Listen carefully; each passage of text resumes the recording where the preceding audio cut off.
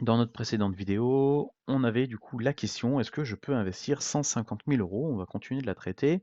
Donc on a une trésorerie à peu près de 300 000 euros et on a différentes factures clients fournisseurs qu'on avait vu, du coup 600 000 euros à peu près à recevoir de factures clients et plus de 100 000 euros de factures fournisseurs.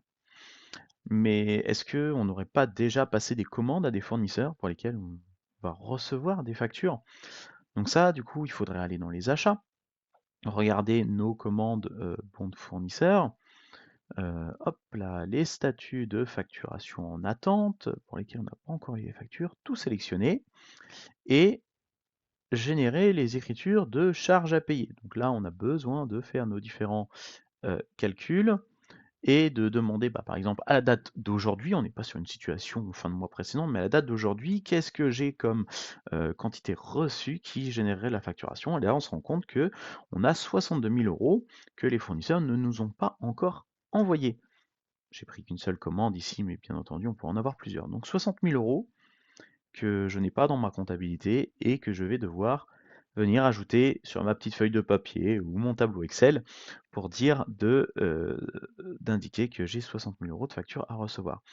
Avec le module de prévisionnel de trésorerie, le simple fait du coup d'avoir eu les éléments, d'avoir les éléments enregistrés dans ma comptabilité me permet effectivement de voir que j'ai mes 300 000 euros de facture, enfin de trésorerie qui sont disponibles ici jusqu'au 15 novembre et mes différents paiements du coup de factures fournisseurs ou d'achats passés en commande. Une facture à 90 jours, mais si je viens voilà, filtrer effectivement, ah, voilà, 90 jours, oui, du coup, ça nous amène très loin, ça nous emmène en mars, mais on voit ici effectivement du coup note décaissement en mars. Bon, je m'attendais à plus à ce qu'il soit ici. Donc là, j'ai y compris mes achats fournisseurs qui sont en cours, qui remontent dans mon graphique. On aurait de l'achat fournisseur en paiement en 30 jours. Effectivement, ça viendrait aggraver, on va dire, la situation de trésorerie ici courant novembre. Donc on se rend compte que bon, oui, on peut investir et effectivement, si j'aurais mes 150 000 euros qui seraient un peu plus tôt, bon, bah, ça aggraverait un peu la situation ici sur décembre. Euh, Là, on a quand même une bonne rentrée d'argent. Euh, et ça décalerait légèrement du coup de décembre, de début décembre à fin décembre. On peut même aller voir cette donnée. Ici, j'ai mes achats. On va aller hop, sur mon achat en question. Je vais changer la condition de paiement pour, par exemple, du 30 jours.